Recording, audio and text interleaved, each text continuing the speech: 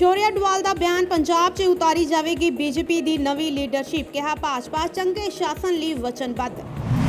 ਸ਼ੌਰਿਆ ਅਡਵਾਲ ਨੇ ਕਿਹਾ ਖੇਤੀ ਕਾਨੂੰਨਾਂ ਦੇ ਵਿਰੋਧ ਦੌਰਾਨ ਬੀਜੇਪੀ ਨੇਤਾਵਾਂ ਨੂੰ ਰੱਖਣੇ ਚਾਹੀਦੇ ਨੇ ਆਪਣੇ ਵਿਚਾਰ। ਅਕਾਲੀ ਦਲ ਨਾਲੋਂ ਵੱਖ ਹੋ ਕੇ ਬੀਜੇਪੀ ਕੋਲ ਕੰਮ ਵਿਖਾਉਣ ਦਾ ਚੰਗਾ ਮੌਕਾ।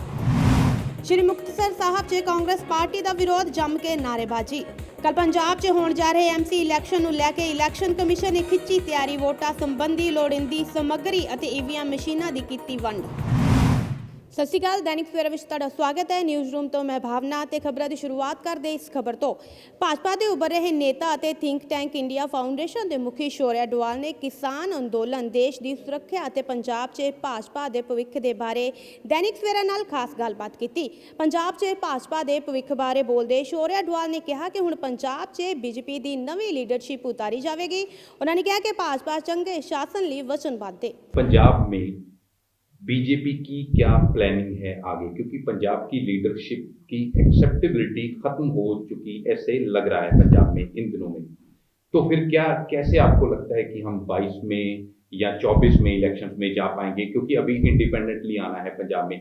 आप इस सिचुएशन को असेस कैसे कर रहे हैं? एक थिंक टैंक के लोग जैसे सोचते हैं, मैं उस नज़रिए से आपसे पूछना चाहता हूँ, आप इसका विश्लेषण कैसे करते हैं? हमको ये लगता है कि पंजाब एक बॉर्डर स्टेट है। पंजाब में एक राष्ट्रवादी पार्टी का उभरना राष्ट्र हित में है, पंजाब के हित में है। हमने एक छोटा पॉलिटिकल रोल प्ले कर वो अपना दायित्व पूरा नहीं किया। उसके कई राजनीतिक कारण थे, लेकिन अब समय आ गया है कि हम राष्ट्रवाद का और नेशनलिज्म का और पेट्रियाटिज्म का मैसेज लेकर पंजाब की जनता में के सामने में उतरें। यहाँ पर वो लीडरशिप तैयार करें जो देश की बात करती हो, जो पंजाब की बात करती हो, जो जो जो जो एक सशक्त भारत की बात करती हो, और वो मैसेज को लेकर घर घर में जाएं, गांव-गांव में जाएं, और राजनीति की दृष्टिकोण से नहीं, बट सरकार बनाने की दृष्टिकोण से ही नहीं, पर पंजाब को भारत के साथ भारत और भारत की प्रगति और उन्नति और प्रधानमंत्री जी का जो विज़न है उसके साथ पूर्ण रूप से जोड़ें। और इसीलिए हमें पूरा कॉन्फिडेंस है कि हम यहाँ पर एक भाजपा की इंडिपेंडेंट सरकार देंगे, भाजपा का मुख्यमंत्री देंगे, और पंजाब के लोगों को दिखाएंगे कि जब भाजपा की सरकार आती है तो गवर्नेंस कैसे बदलती है। ਪੰਜਾਬ ਵਿੱਚ ਹੋ ਰਹੇ ਭਾਜਪਾ ਨੇਤਾਵਾਂ ਦੇ ਵਿਰੋਧ ਬਾਰੇ ਬੋਲਦੇ ਸ਼ੌਰਿਆ ਅਡਵਾਲ ਨੇ ਕਿਹਾ ਕਿ ਅਜਿਹੇ ਵਿੱਚ ਭਾਜਪਾ ਨੇਤਾਵਾਂ ਸਾਹਮਣੇ ਇਹ ਇੱਕ ਵਧੀਆ ਮੌਕਾ ਹੈ ਕਿ ਉਹ ਲੋਕਾਂ ਵਿੱਚ ਜਾ ਕੇ ਵਿਰੋਧ ਪ੍ਰਦਰਸ਼ਨ ਵਿੱਚ ਆਪਣੇ ਵਿਚਾਰ ਰੱਖਣ। ਉਹਨਾਂ ਨੇ ਕਿਹਾ ਕਿ ਪਹਿਲਾਂ ਭਾਜਪਾ ਅਕਾਲੀ ਦਲ ਦੇ ਨਾਲ ਸੀ ਤੇ ਹੁਣ ਸਾਰਾ ਖੇਤਰ ਸਾਡੇ ਲਈ ਖੁੱਲ੍ਹਾ ਹੈ, ਜਿਸ ਨਾਲ ਬੀਜੇਪੀ ਨੂੰ ਆਪਣਾ ਕੰਮ ਵਿਖਾਉਣ ਦਾ ਚੰਗਾ ਮੌਕਾ ਮਿਲਿਆ। पंजाब में एक कहावत है, वो पंजाबी में आपको बताता, कहते हर मिट्टी कुटिया नहीं पुरती, कि हर मिट्टी को मारकर नहीं वो किया जा सकता। पंजाब को आपको लगता है कि हैंडलिंग जो गलत तरह से हुई है पंजाब की, पंजाब का जो नेचर है वो इस तरह से नहीं है कि उसको डंडे से चलाया जा सके। आपको बीजेपी के लीडरों का पंजाब में बहुत ज़बरदस्त विरोध हो रहा है, और वो पॉलिटिकल विरोध आपको उसको पूरी तरह नहीं बोल सकते। बहुत सारे लोग, आम लोग भी सड़कों पर उनका विरोध कर रहे हैं। फिर आपको कैसे लगता है 2022 के इलेक्शन दिसंबर में शायद कोड ऑफ कंडक्ट लग जाएगा, 8-10 महीने हैं, तो फिर कैसे देख रहे हैं आपकी पंजाब की सड़कों पर उतरेंगे, इलेक्शन लड़ेंगे? नहीं, मैं इसको ये देख रहा हूँ कि ऐसा नहीं है कि जैसे आपने सही उदाहरण दिया कि हर जगह समस्या और हर जगह की समस्याएं अलग अलग होती हैं। बीजेपी इतनी बड़ी पॉलिटिकल पार्टी है, देश भर में उसका फुटप्रिंट है, जगह जगह पे उसने इलेक्शन जीते हैं, ऐसी ऐसी जगहों पे भी जीते हैं जहाँ हम कभी अपेक्षा भी नहीं कर सकते थे कि बीजेपी होगी, कश्मीर से लेकर नॉर्थ ईस्ट तक। तो मुझे नहीं लगता कि बीजेपी को अपने ये कहीं कुछ कूट के अपना मैसेज देने की ज़रूरत है।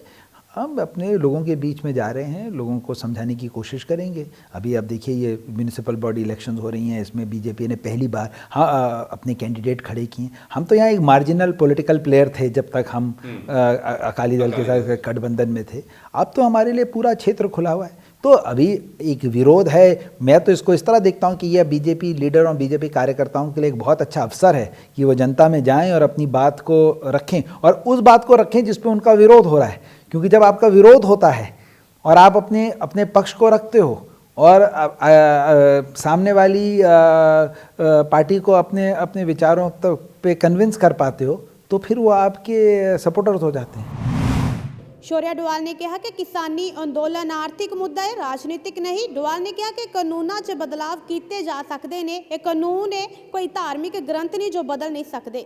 इकोनॉमिकल मुद्दा लगता है आपको या पॉलिटिकल मुद्दा लगता है? नहीं, ये पूरा इकोनॉमिक मुद्दा है, इसमें कोई पॉलिटिकल इशू नहीं है। ऐसा है कि इस देश के जो एग्रीकल्चर लॉज हैं, एग्रीकल्चर कृषि कानून हैं, वो कई दशकों से नहीं बदले गए। मैं अभी उसमें नहीं आऊँगा कि टेक्निकल, पर अगर आप खुद सोचिए कि हर 10 साल में टेक्नोलॉजी बदलती है, हर 20 साल में जनरेशन बदलती है, हर देश की परिस्थितियां बदलती हैं समय समय के साथ, और देश का हर कानून बदलता है। उस समय के लिए, उस काल के लिए वो जो राइट कानून होना चाहिए वो लाया जाता है। तो ये इस बात पे कहना कि कोई चीज़ क्यों बदल गई और वैसे ही चलिए जैसे पहले था, ये अपने में फंडामेंटली कितना फ्लॉट कॉन्सेप्ट है। अब जो लोग कह रहे हैं कि आप लॉ को वापस ले लीजिए, वो इसेंशियली तो यही कह रहे हैं ना कि साहब इस चीज़ को जैसा था वैसे रहने दीजिए, कुछ मत बदलिए। तो बदलाव तो जीवन का एक नियम है।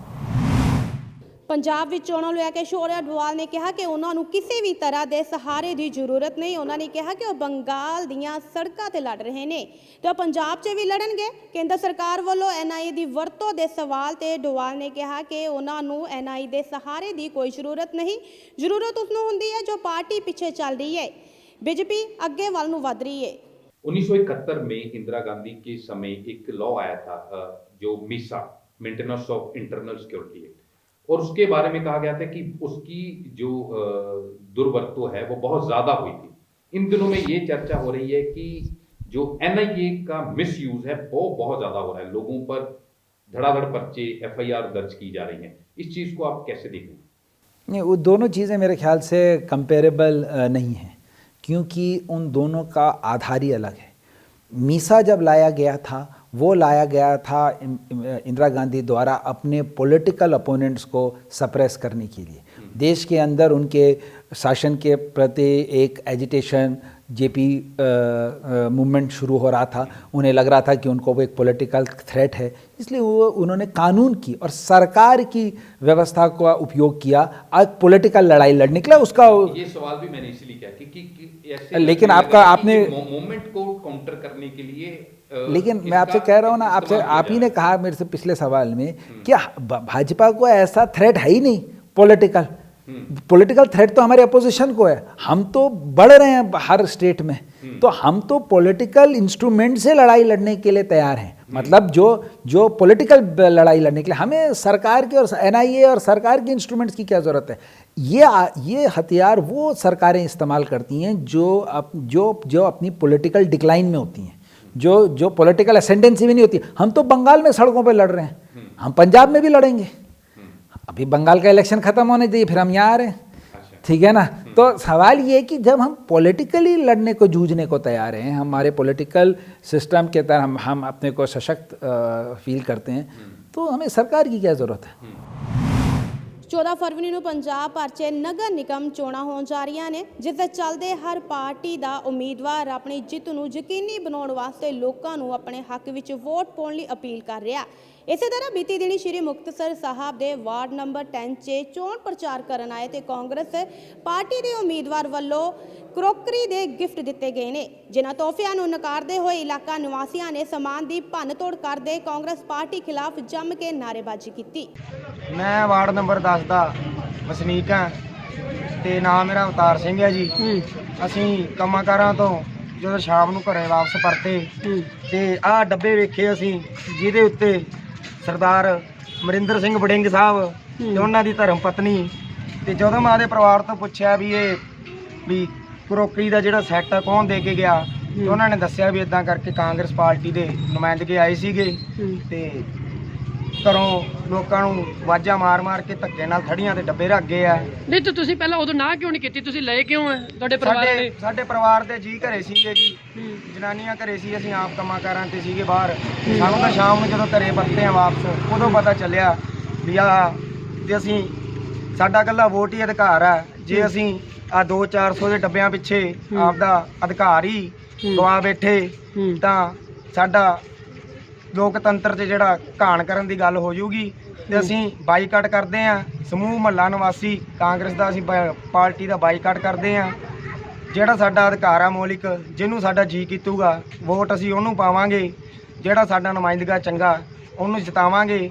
ਦੇਖੋ ਜੀ, ਜਦੋਂ ਸਾਡਾ ਮਾੜਾ ਟਾਈਮ ਸੀਗਾ ਉਦੋਂ ਸਾਡੇ ਕੰਮ ਨਹੀਂ ਆਏ। ਜਦੋਂ ਲੋਕਡਾਊਨ ਸੀਗਾ, ਦੇਖੋ ਅਸੀਂ ਭੁੱਖ ਨਾਲ ਮਰ ਰਹੇ ਸੀਗੇ, ਸਾਨੂੰ ਉਦੋਂ ਸਾਥ ਨਹੀਂ ਦਿੱਤਾ ਉਹਨਾਂ ਨੇ। ਨਹੀਂ ਫਿਰ ਤੁਹਾਡੇ ਘਰ ਵਾਲਿਆਂ ਨੇ ਕਿਉਂ ਪਕੜੇ? ਹਾਂਜੀ, ਤੁਹਾਡੇ ਘਰ ਵਾਲਿਆਂ ਨੇ ਦੇਖੋ ਬੁੜੀਆਂ ਦਾ ਕੰਮ ਹੈ, ਬੁੜੀਆਂ ਕੀ ਕਰ ਸਕਦੀਆਂ? ਬੁੜੀਆਂ ਦੇ ਜੋ ਫੜਾ ਜਾਂਦਾ ਬੰਦਾ ਫੜ ਲੈਂਦਾ, ਲਾਲਚ ਨੂੰ ਫੜ ਲੈਂਦਾ ਹਰੇਕ ਚੀਜ਼। ਜਦੋਂ ਸਾਡੇ ਵਾਰਡ ਨੰਬਰ MC ਸਾਡੇ ਬਿੰਦਰ MC ਸਾਡਾ ਸਾਥ ਦੇ ਰਹੇ ਸੀਗੇ, ਭੁੱਖ ਨਾਲ ਅਸੀਂ ਮਰ ਰਹੇ ਸੀਗੇ। ਕੱਲ ਪੰਜਾਬ 'ਚ ਹੋਣ ਜਾ ਰਹੇ MC ਇਲੈਕਸ਼ਨ ਨੂੰ ਲੈ ਕੇ ਇਲੈਕਸ਼ਨ ਕਮਿਸ਼ਨ ਨੇ ਤਿਆਰੀ ਖਿੱਚ ਲਈ ਹੈ। ਵੋਟਾਂ ਸੰਬੰਧੀ ਲੋੜੀਂਦੀ ਸਮੱਗਰੀ ਅਤੇ EVM ਮਸ਼ੀਨਾਂ ਦੀ ਵੰਡ ਅੱਜ ਕੀਤੀ ਗਈ। ਉੱਥੇ ਹੀ ਕੱਲ 14 ਫਰਵਰੀ ਨੂੰ ਸਵੇਰੇ 8 ਵਜੇ ਤੋਂ ਸ਼ਾਮ 4 ਵਜੇ ਤੱਕ ਵੋਟਾਂ ਪਾਈਆਂ ਜਾਣਗੀਆਂ। ਪੰਜਾਬ ਦੀ 8 ਨਗਰ ਨਿਗਮ ਚੋਣਾਂ ਤੇ 109 ਨਗਰ परिषदा ਲਈ ਕੱਲ यानी कि 14 फरवरी ਨੂੰ ਜਿਹੜਾ ਚੋਣਾਂ ਦਾ ਕੰਮ ਹੋਣਾ ਹੈ। ਸਵੇਰੇ 8 ਵਜੇ ਤੋਂ ਸ਼ਾਮ 4 ਵਜੇ ਤੱਕ ਜਿਹੜੀ ਹੈ ਵੋਟਾਂ ਪਾਈ ਜਾਣਗੀ, ਜਿਸ ਨੂੰ ਲੈ ਕੇ ਜਿਹੜਾ ਚੁਣਾਵ ਪ੍ਰਚਾਰ ਹੈ ਕੱਲ ਸ਼ਾਮ ਨੂੰ 5 ਵਜੇ ਜਿਹੜਾ ਥੰਮ ਚੁੱਕਿਆ ਤੇ ਹੁਣ ਅੱਜ ਜਿਹੜਾ ਅੱਜ ਇਲੈਕਸ਼ਨ ਡਿਊਟੀ ਤੇ ਜਿਹੜੇ ਕਰਮਚਾਰੀ ਤੈਨਾਤ ਹੈਗੇ ਉਹਨਾਂ ਨੂੰ EVM ਮਸ਼ੀਨਾਂ ਦੇ ਕੇ ਜਿਹੜਾ ਉਹ ਤੋਰਿਆ ਜਾ ਰਿਹਾ ਹੈ ਆਪਣੇ ਆਪਣੇ ਪੋਲਿੰਗ ਸਟੇਸ਼ਨ ਦੇ ਵਿੱਚ। ਇਹ ਜਿਹੜੀ ਕੱਲ ਜਿਹੜੀ ਚੋਣਾਂ ਹੋਣੀ ਹੈ ਇਸ ਦੀ ਗਿਣਤੀ 17 ਫਰਵਰੀ ਨੂੰ ਜਿਹੜਾ 145 ਰਿਟਰਨਿੰਗ ਆਫੀਸਰ ਤੇ 145 ਸਹਾਇਕ ਰਿਟਰਨਿੰਗ ਆਫੀਸਰ ਦੇ ਤੈਨਾਤੀ ਦੇ ਵਿੱਚ ਹੋਣੇ ਹੈ, ਇਸ ਲਈ ਜਿਹੜੇ ਨਿਯੁਕਤ ਕੀਤੇ ਗਏ ਨੇ। ਇਸੇ ਤਰ੍ਹਾਂ ਜਿਹੜੇ 30 IAS PCS ਚੁਣਾਵ ਆਬਜ਼ਰਵਰ, 6 IPS ਅਧਿਕਾਰੀ ਪੁਲਿਸ ਆਬਜ਼ਰਵਰ ਨਿਯੁਕਤ ਕੀਤੇ ਗਏ ਨੇ। ਕਮਿਸ਼ਨ ਦੀ ਤਰਫੋਂ ਜਿਹੜਾ 4102 ਪੋਲਿੰਗ ਬੂਥ ਸਥਾਪਿਤ ਕੀਤੇ ਗਏ ਨੇ। ਤਕਰੀਬਨ 18000 ਕਰਮਚਾਰੀ ਜਿਹੜੇ ਚੁਣਾਵ ਡਿਊਟੀ ਤੇ ਤੈਨਾਤ ਰਹਿਣਗੇ। ਇਹ ਚੋਣਾਂ ਜਿਹੜੀ ਹੈ EVM ਦੇ ਜ਼ਰੀਏ ਹੋਣੀ ਹੈ। ਤਕਰੀਬਨ 7000 EVM ਮਸ਼ੀਨਾਂ ਇਹਨਾਂ ਚੋਣਾਂ ਦੇ ਵਿੱਚ ਇਸਤੇਮਾਲ ਕੀਤੀ ਜਾਣੀ ਹੈ। ਜਿਹੜਾ ਵੋਟਰ ਕੱਲ ਸ਼ਾਮ 4 ਵਜੇ ਤੱਕ ਵੋਟਿੰਗ ਬੂਥ ਦੇ ਅੰਦਰ ਆ ਜਾਏਗਾ ਤਾਂ ਉਸ ਨੂੰ ਵੋਟ ਪਾਉਣ ਦਾ ਮੌਕਾ ਦਿੱਤਾ ਜਾਵੇਗਾ।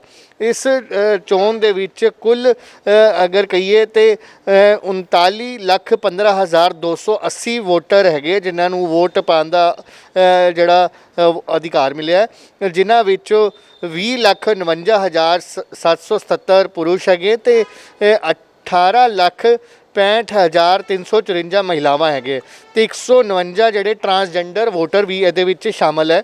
ਇਹਨਾਂ ਚੋਣਾਂ ਦੇ ਵਿੱਚ ਤਕਰੀਬਨ 2215 ਵਾਰਡ ਜਿਹੜੇ ਹੈਗੇ ਹੈ ਤੇ ਨਾਮਾਂਕਨ ਪ੍ਰਕਿਰਿਆ ਪੂਰੀ ਹੋਣ ਤੋਂ ਬਾਅਦ ਕਾਂਗਰਸ ਦੇ 237, ਸ਼੍ਰੋਮਣੀ ਅਕਾਲੀ ਦਲ ਦੇ 1569, ਭਾਜਪਾ ਦੇ 1003, ਆਮ ਆਦਮੀ ਪਾਰਟੀ ਦੇ 1606 ਤੇ BSP ਦੇ 160, CPI ਦੇ 2, ਸ਼੍ਰੋਮਣੀ ਅਕਾਲੀ ਦਲ ਅੰਮ੍ਰਿਤਸਰ ਦੇ 2, NCP ਦੇ 4, ਸਰਵ ਸਾਂਝੀ ਪਾਰਟੀ ਦਾ ਇੱਕ ਉਮੀਦਵਾਰ ਜਿਹੜਾ ਚੋਣ ਮੈਦਾਨ ਦੇ ਵਿੱਚ ਆਪਣੇ ਚੋਣ ਨਿਸ਼ਾਨ ਤੇ ਜਿਹੜਾ ਉਹ ਚੋਣ ਲੜ ਰਹੇ ਨੇ। ਇਹਨਾਂ ਵਿੱਚ ਤਕਰੀਬਨ 2832 ਉਮੀਦਵਾਰ ਜਿਹੜੇ ਆਜ਼ਾਦ ਉਮੀਦਵਾਰ ਦੇ ਤੌਰ ਤੇ ਜਿਹੜੇ ਚੋਣਾਂ ਲੜ ਰਹੇ ਹਨ। ਤੇ ਸੀ ਹੁਣ ਤੱਕ ਦੀਆਂ ਖਾਸ ਖਬਰਾਂ। ਵਧੇਰੇ ਜਾਣਕਾਰੀ ਲਈ ਜੁੜੇ ਰਹੋ ਦੈਨਿਕ ਸਵੇਰਾ ਦੇ ਨਾਲ। ਦੇਸ਼ ਦੁਨੀਆ ਦੀ ਹਰ ਵੱਡੀ ਖਬਰ ਦੇ ਲਈ ਹੁਣੇ ਡਾਊਨਲੋਡ ਕਰੋ number 1 news app Dainik Savera Times.